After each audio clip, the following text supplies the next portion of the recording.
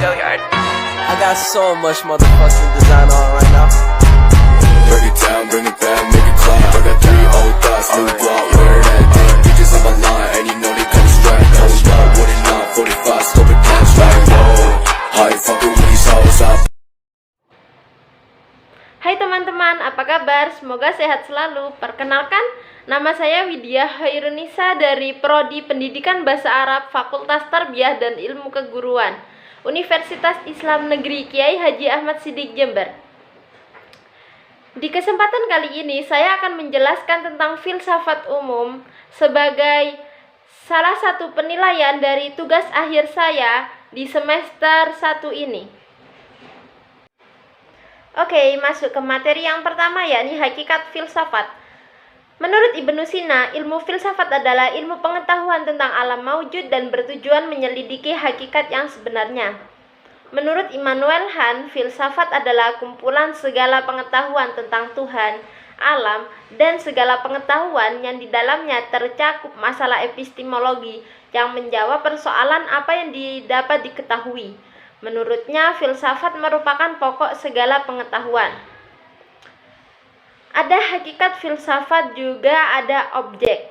Objek filsafat yang pertama yakni objek materi filsafat, yaitu segala sesuatu yang ada, segala sesuatu yang nyata dan bisa difikirkan dan kemungkinannya itu pasti ada, begitu. Dan ada juga objek formal filsafat, yaitu segala sesuatu yang menyeluruh secara umum hingga mencapai ke hakikatnya yang sebenarnya. Dan dari hakikat dan objek pasti ada manfaat untuk mempelajari filsafat tersebut, yakni yang pertama melatih berpikir serius dan mendalam, dan yang kedua memahami segala sesuatu yang ada atau berfilsafat, dan yang ketiga bisa menjadi seorang filosof, begitu. Masuk ke materi yang selanjutnya, yaitu ruang lingkup filsafat. Ada apa aja sih di ruang lingkup filsafat ini? Di ruang lingkup filsafat ada ontologi, epistemologi, dan ada aksiologi. Yang pertama, ontologi. Ontologi terdiri dari kata onto yang artinya yang ada dan logos yang artinya ilmu. Ontologi merupakan ilmu yang berbicara tentang yang ada, sesuatu yang ada. Secara istilah, ontologi adalah cabang dari ilmu filsafat yang berhubungan dengan hakikat hidup tentang suatu keberadaan yang meliputi keberadaan segala sesuatu yang ada dan yang kemungkinan ada. Dan yang kedua, epistemologi. Epistemologi adalah cabang filsafat yang menyelidiki asal, struktur, metode, dan validitas pengetahuan. Dan di epistemologi sendiri terdiri dari 3. Yang pertama, empirisme, dan yang kedua, rasionalisme, dan yang ketiga, positivisme. Nah, di dalam epistemologi sendiri terdapat 3 aliran. Yang pertama, empirisme, dan yang kedua, rasionalisme, dan yang ketiga, positivisme. Nah, di dalam empirisme sendiri saya akan sedikit menjelaskan tentang empirisme. Empirisme berasal dari bahasa Yunani, yaitu dari kata empiria. Empiria artinya pengalaman. Jadi, menurut aliran ini, manusia memperoleh pengetahuan melalui pengalamannya, begitu. Dan bila dikembalikan kepada kata Yunaninya, pengalaman yang dimaksud ialah pengalaman indrawi. Jadi, seseorang itu mendapatkan ilmu atau pengetahuan itu berasal dari pengalamannya sendiri, gitu. Lalu yang kedua ada rasionalisme. Rasionalisme secara singkat aliran ini menyatakan bahwa akal adalah dasar kepastian pengetahuan. Jadi, pengetahuan yang sebenarnya itu berasal dari akal menurut aliran rasionalisme. Aliran rasionalisme bertentangan dengan aliran empirisme karena aliran empirisme menyatakan bahwa segala sesuatu itu dari pengalaman indrawi, gitu. Jadi kalau kita tidak mengalami sesuatu itu, maka itu bukan pengetahuan begitu. Jadi segala pengetahuan itu berasal dari empirisme. Mohon maaf, dari pengalaman indrawi gitu. Dan juga yang ketiga yakni positivisme. Nah, positivisme ini ia berpendapat bahwa indera itu amat penting dalam memperoleh pengetahuan, tetapi harus dipertajam dengan alat bantu dan diperkuat dengan eksperimen. Jadi, positivisme ini memadukan antara empirisme dan juga rasionalisme, sehingga keduanya bisa saling berkolaborasi menjadi sesuatu yang sempurna begitu. Nah, yang ketiga yakni aksiologi. Aksiologi yakni filsafat nilai. Nilai yang dimaksud yaitu nilai kegunaannya. Jadi, aksiologi merupakan cabang ilmu filsafat yang mempertanyakan bagaimana manusia menggunakan ilmunya. Jadi, yang ingin dicapai oleh aksiologi adalah hakikat dan manfaat yang terdapat dalam suatu pengetahuan tersebut. Aksiologi sendiri berasal dari bahasa Yunani, yaitu aksion yang berarti nilai dan logos atau teori yang berasal dari teori tentang nilai. Selanjutnya kita akan membahas perbedaan dan hubungan antara filsafat, ilmu pengetahuan, dan filsafat agama. Persamaan. Yang pertama persamaan ya, filsafat, ilmu pengetahuan, dan agama bertujuan untuk kebenaran dan bertindak atas rumusan mengenai suatu kebenaran. Filsafat berusaha mencari kebenaran dengan jalan menggunakan akal, pikiran, dan logika. Ilmu pengetahuan mencari kebenaran dengan menggunakan metode ilmiah melalui sebuah penelitian. Dan sedangkan agama berusaha menjelaskan kebenaran melalui wahyu Tuhan. Gitu.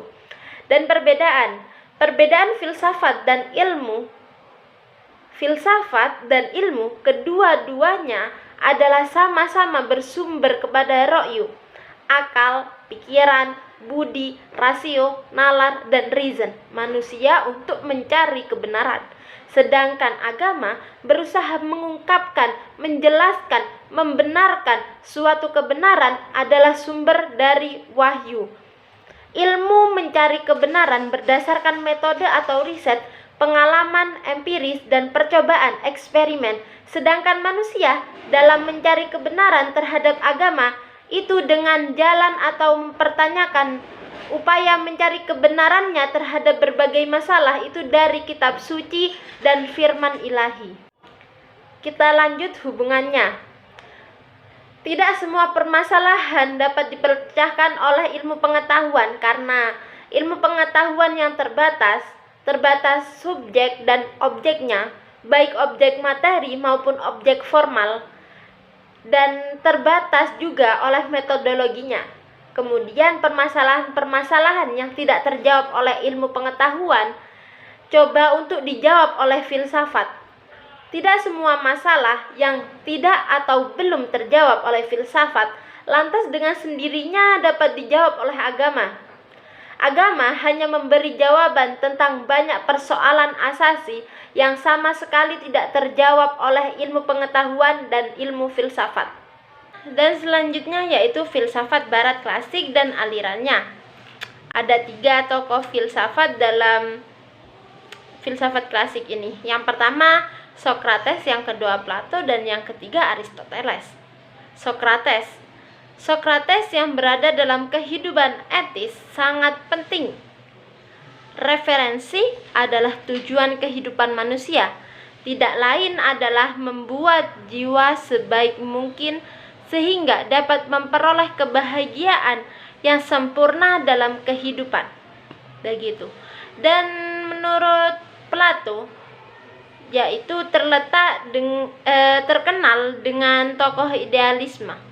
Dia membedakan antara dunia ide roh manusia adalah realitas nyata dan dunia empiris pengalaman manusia adalah kenyataan yang merupakan semu abstrak yang dapat berubah sesuai dengan situasi.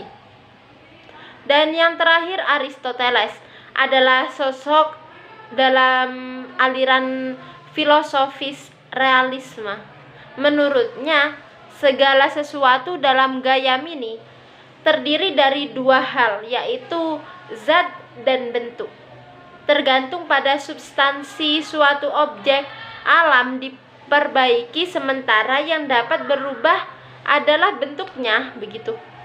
Dan aliran-aliran dalam filsafat barat klasik ini ada stoicisme, epikurisme, skeptisme, eklektisme, dan neoplatonisme. Selanjutnya kita membahas filsafat Islam dan Barat abad pertengahan. Filsafat Islam yaitu segala bentuk upaya ilmuwan muslim yang mendalam secara teoritis maupun empiris, bersifat universal dan berlandaskan oleh wahyu. Perjalanan filsafat barat dimulai dari masa Yunani kuno yang terfokus pada pemikiran asal kejadian alam secara rasional. Segala sesuatu harus berdasarkan logika.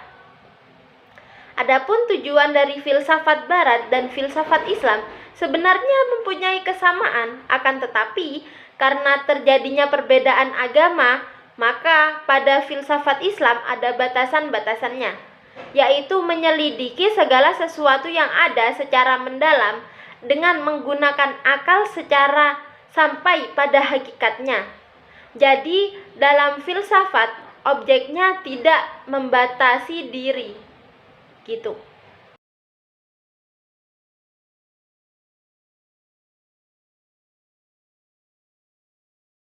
Dan yang kedua, filsafat realisme. Realisme berasal dari kata real yang memiliki pengertian nyata. Realisme adalah paham atau ajaran yang selalu bertolak dari kenyataan. Realisme berpendapat bahwa realitas seluruhnya dapat dikenal secara objektif. Seseorang yang memiliki pemikiran realis tidak hanya percaya dengan adanya gagasan saja untuk membuktikan suatu kebenaran. Ia juga melalui observasi menggunakan instrumen panca indera. Tokoh-tokoh realisme ada Andre Wade, Edward Hopper, Thomas Aquinas, dan lain-lain. Filsafat rasionalisme. Rasionalisme adalah faham filsafat yang menyatakan bahwa akal adalah alat terpenting untuk memperoleh pengetahuan dan membuktikan pengetahuan. Rasionalisme lahir sebagai reaksi terhadap dominasi gereja pada abad pertengahan Kristen di Barat. Adapun beberapa pemikiran para tokoh rasionalisme yaitu sebagai berikut. Yang pertama, René Descartes, yaitu sebagai pengetahuan yang dapat mempercayai adalah akal. Dan yang kedua, Baruch de Spinoza, yaitu sebuah ide berhubungan dengan ideatum atau objek dan kesesuaian antara ide dan ideatum inilah yang disebut dengan kebenaran. Dan yang ketiga, Leibniz. Pemikiran Leibniz yang terkenal adalah monadologinya. Dia berpendapat bahwa banyak sekali substansi yang dapat di dunia ini yang disebut dengan monad. Monos atau satu, monad satu unit. Dan yang terakhir, filsafat kritisisme. Kritisisme adalah filsafat yang diintrodusir oleh Immanuel Kant dengan memulai perjalanannya menyelidiki batas-batas kemampuan rasio sebagai sumber pengetahuan rasio. Isi utama kritisisme adalah gagasan Immanuel Kant tentang teori pengetahuan etika dan estetika. Menurut Kant, syarat dari suatu pengetahuan adalah bersifat umum dan perlu mutlak, namun sekaligus memberi pengetahuan yang baru. Empirisme memberikan putusan yang sintetis, jadi sangat tidak mungkin empirisme memberikan sesuatu yang bersifat umum dan perlu mutlak. Sebaliknya, rasionalisme memberikan putusan-putusan yang analitis. Jadi, tidak memberikan suatu pengetahuan yang baru sehingga harus berpikir kritis untuk menyimpulkan tersebut, begitu. Dan pembahasan selanjutnya yakni empirisme, positivisme, dan pragmatisme. Pengertian empirisme, positivisme, dan pragmatisme dalam ilmu filsafat. Positivisme yang pertama. Positivisme, filosof Prancis yang bernama Auguste Comte merupakan pelopor aliran positivisme. Positivisme mengembangkan paham empirik dengan menyatakan bahwa puncak pengetahuan manusia adalah ilmu-ilmu positif, yaitu ilmu-ilmu yang berangkat dari fakta-fakta yang terverifikasi dan terukur melalui beberapa eksperimen secara cermat dan teliti. Jadi aliran seakan merupakan kelanjutan dari aliran empirisme berkolaborasi dengan aliran rasionalisme. Selanjutnya yaitu empirisme, positivisme, dan pragmatisme. Pengertian empirisme. Empirisme adalah suatu aliran dalam filsafat yang menyatakan bahwa semua pengetahuan berasal dari pengalaman manusia, pengalaman indrawi manusia. Empirisme menolak anggapan bahwa manusia telah membawa fitrah pengetahuan dalam dirinya ketika dilahirkan. Jadi, manusia itu mendapat pengetahuan dari pengalamannya sendiri, dari segala sesuatu yang sudah dia lalui, bukan dari sejak lahir atau bawaan, gitu. Ada juga di sini positivisme. Filosof Prancis yang bernama Auguste Comte merupakan pelopor aliran positivisme. Positivisme mengembangkan paham empirik dengan menyatakan bahwa puncak pengetahuan manusia adalah ilmu positif, yaitu ilmu-ilmu yang berangkat dari fakta-fakta yang terverifikasi dan terukur melalui beberapa eksperimen secara cermat dan teliti. Jadi, aliran seakan-akan merupakan kelanjutan dari aliran empirisme berkolaborasi dengan aliran rasionalisme, begitu. Dan ada juga pragmatisme. Kata pragmatisme diambil dari kata pragma dalam bahasa Yunani yang berarti tindakan atau perbuatan. William James mengatakan bahwa secara ringkas pragmatisme adalah realitas sebagaimana yang kita ketahui. And thanks. Mungkin itu yang dapat saya sampaikan. Akhiran dari saya ada sebuah kata-kata. Menuntut ilmu adalah takwa. Menyampaikan ilmu adalah ibadah. Mengulang-ulang ilmu adalah zikir. Mencari ilmu adalah jihad. Menurut Abu Hamid Al-Ghazali.